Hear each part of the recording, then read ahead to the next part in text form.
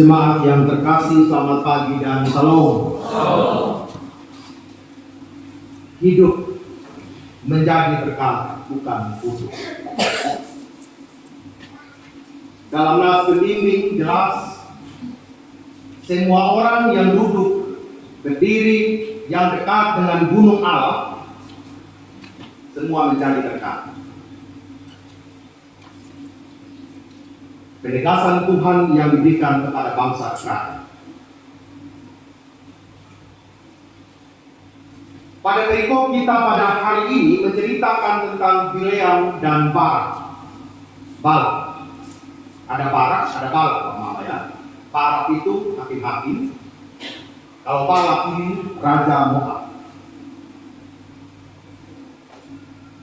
Bangsa Israel telah mengalahkan negeri orang Amori di dalam perjalanan menuju Kanaan dan orang Basan dengan pertolongan Tuhan.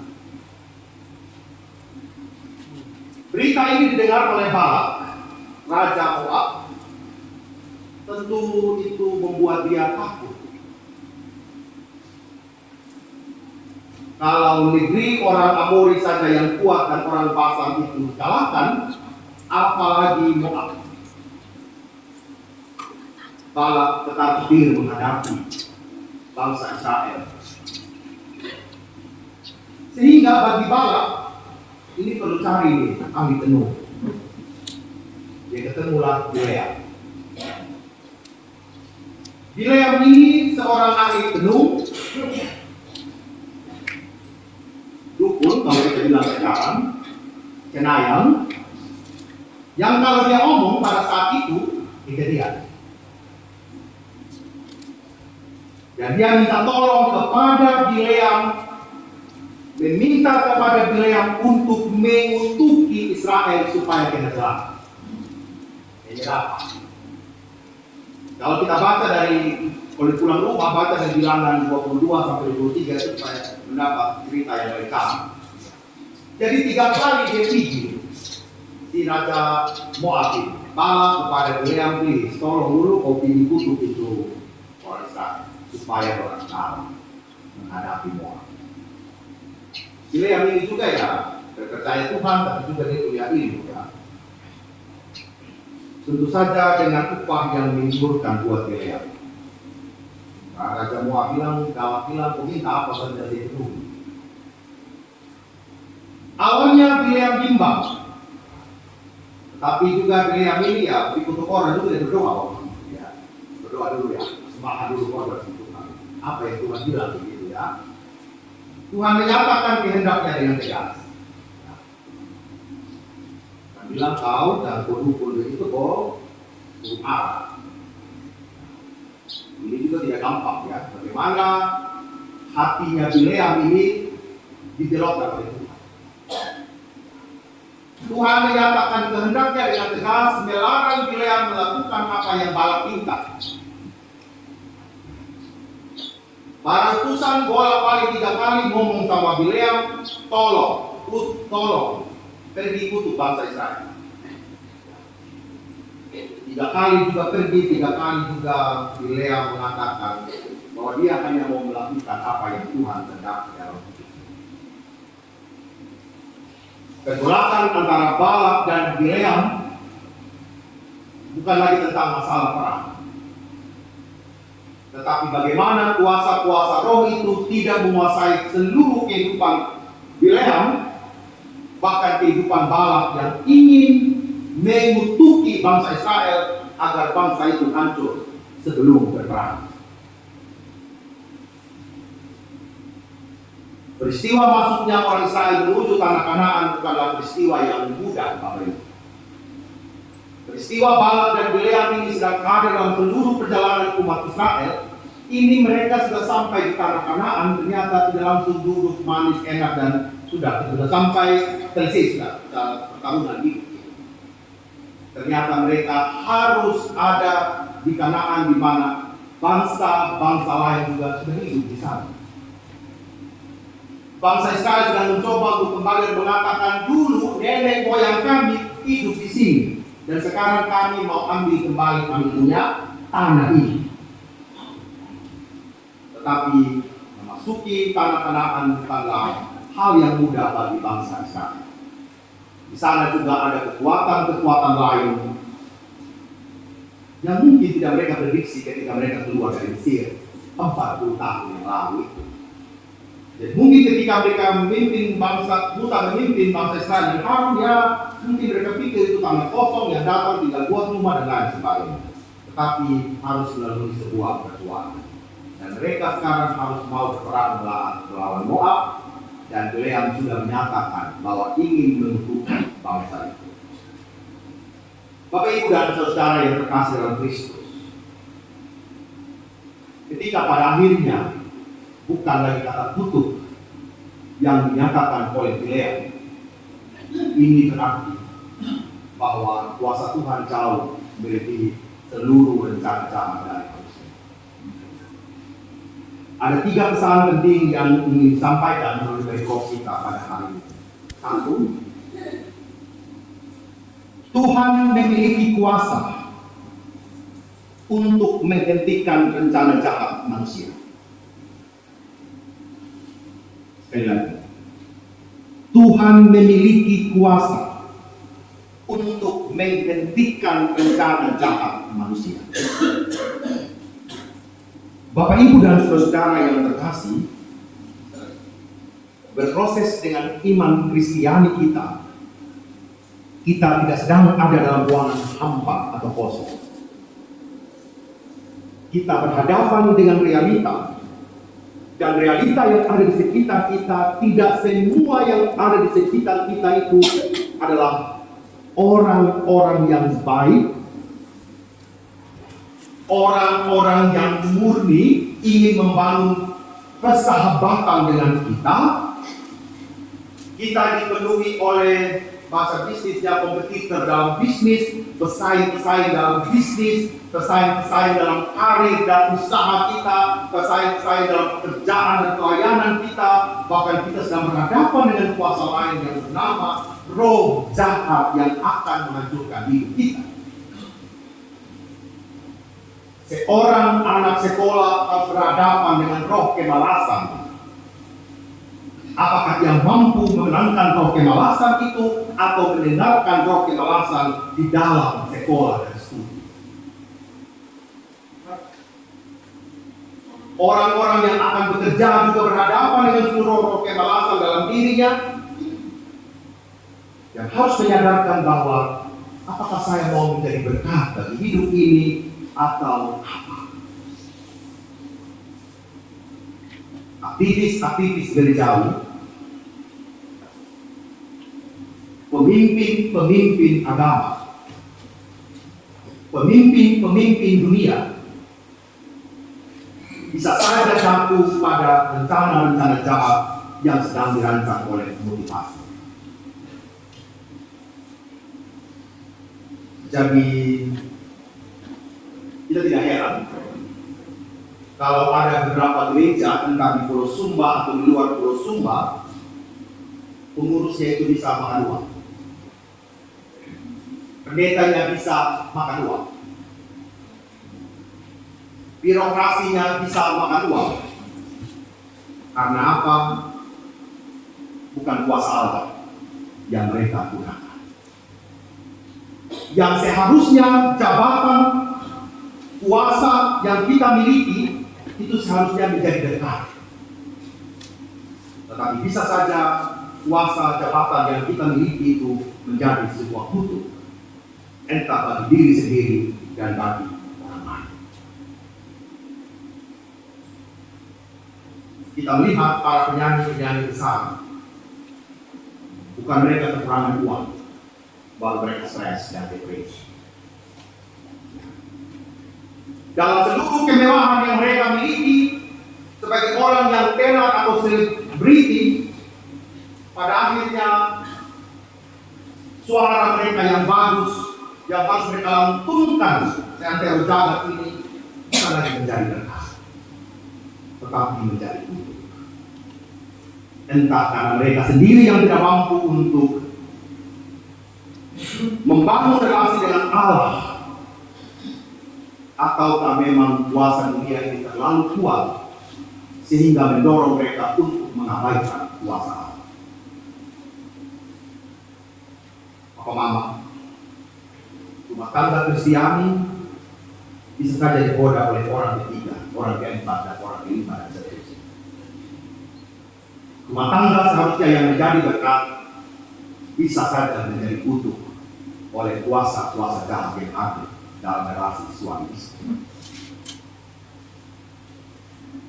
Membangun masa depan anak-anak kita seharusnya menjadi berkat, tapi bisa saja dalam relasi itu menjadi kutuk ketika kuasa jahat juga menguasai pikiran anak-anak kita, bukannya sekolah, bukannya kuliah, tapi melakukan hal-hal yang menyakiti hati Tuhan. Tetapi kita harus bersepakat bahwa agar hal-hal yang seperti itu, kita harus letakkan itu dalam kuasa Tuhan. Kita harus hentikan itu bersama dengan Tuhan. Sehingga hal-hal yang kutuk berupa kata-kata yang kotor, kata-kata yang penuh kepahitan, kata-kata yang tidak menjadi berkat, pikiran-pikiran yang kotor, motivasi-motivasi yang tidak benar di hati kita, benar-benar itu Tuhan bereskan, Bapak Mama. Kalau Bileam seorang ahli tenung itu, Tuhan mampu menggantikan. Dia ingin menyampaikan kutuk, tapi dia bilang akhirnya saya harus berawas-awas di setiap mulut bibir. Akhirnya saya harus menyatakan berkat, bukan neraka. Jadi kita belajar untuk mengevaluasi Bapak Mama, apakah benar-benar pikiran kita, perkataan kita, perilaku kita itu benar-benar perilaku yang menunjukkan berkat bagi dunia ini. Hal yang kedua, belajarlah untuk mendengarkan suara Tuhan dalam langkah hidup kita. Menjadi berkat berarti mendengarkan suara Allah. Bileam bisa menggugat ini, Bapak Mama. Saya ini profesinya, saya memang ini ahli tenung. Saya ini memang dukun. Tidak perlulah suara Tuhan saya dengar. Seolah-olah ini kehidupan Bileam ini, orang bilang kadang dia butuh Tuhan, kadang dia tidak butuh Tuhan, begitu ya. Tetapi pada titik itu, Bileam harus memiliki keputusan bahwa suara Tuhan yang harus didengar. Bileam diupahkan. Kalau dalam seluruh kehidupannya dia benar-benar mengandalkan dirinya, kalau di seluruh kehidupannya dia katakan apa yang saya omong kejadian, tapi Bileam harus melakukan transformasi, melakukan perubahan di dalam hidupnya, bahwa hanya suara Tuhan yang dia dengar. Jadi Bapak Mama, hidupnya saya dan Bapak Mama ini mau mendengar suara Tuhan atau mendengarkan suara dunia ini. Baik, tidak mudah Bapak Mama. Minggu-minggu ini kita kasih damai jemaat yang terteru ini, ya kita perlu berlutut di dalamnya. Karena tidak simpel kita katakan ini pasti mau.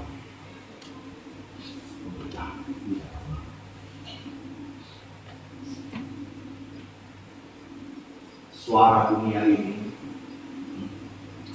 masih terdengar. Kenapa? Kepahitan masa lalu lebih mendominasi percakapan daripada harapan kita masa depan kita. Kalau orang mau jadi berkat, dia tidak akan mungkin masa lalu untuk menjadi anak panah melemparkan untuk orang lain. Tetapi dia harus menginjak masa lalu itu lebih dalam lagi supaya dia bisa melewati tinggi.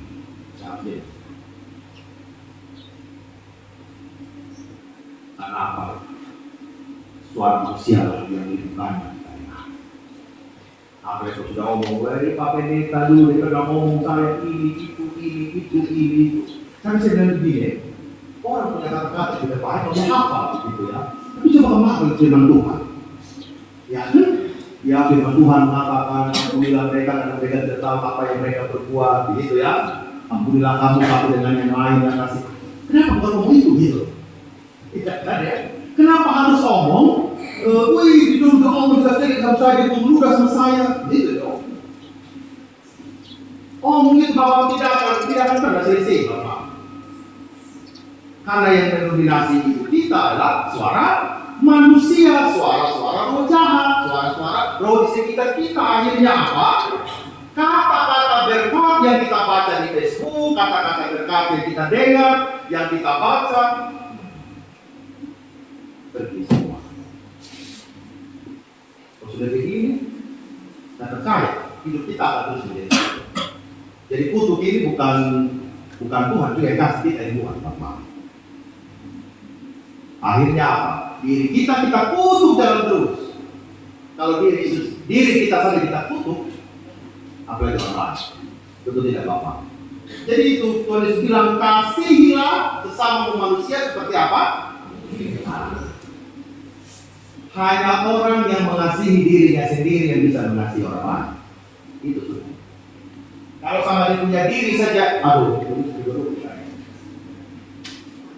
sama dia punya diri saja dia kutuk, ya, ditinggalkan motivasi yang buruk, ditinggalkan motivasi yang buruk di hati, apalagi yang memberikan kepada orang lain. Suatu ketika di perkumpulan para pelayan, kolekte kan?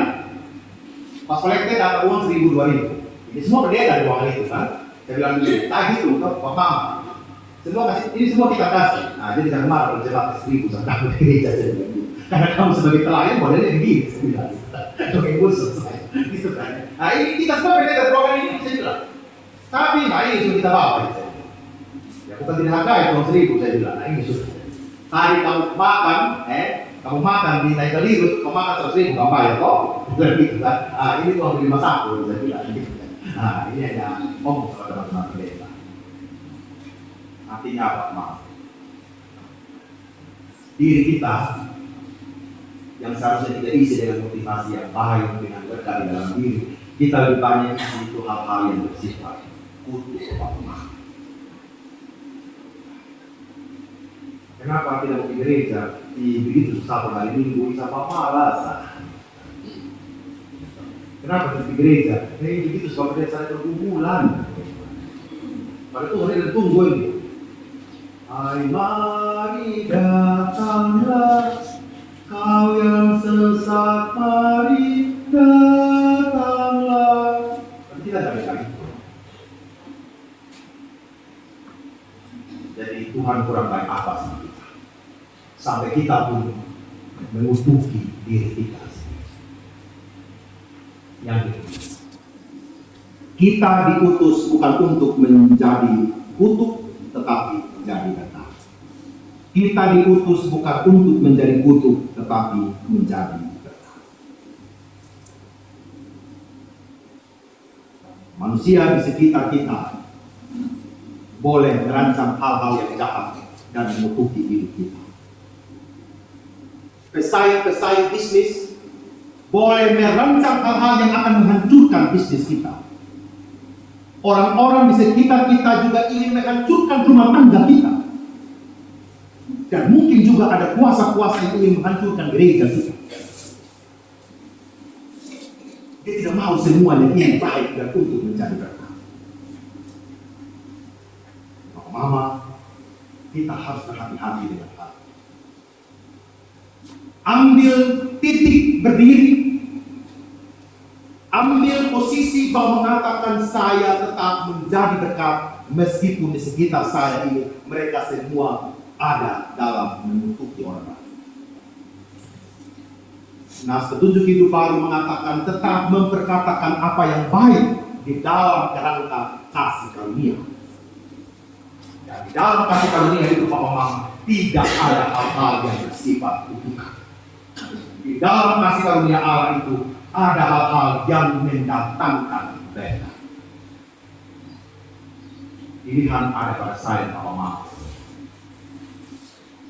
Apakah kita menjadi butuh atau mencari berkat?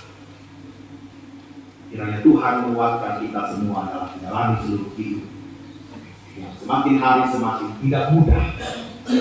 Tetapi kita meyakini orang yang ada di sekitar gunung Allah akan menjadi berkat. Amin.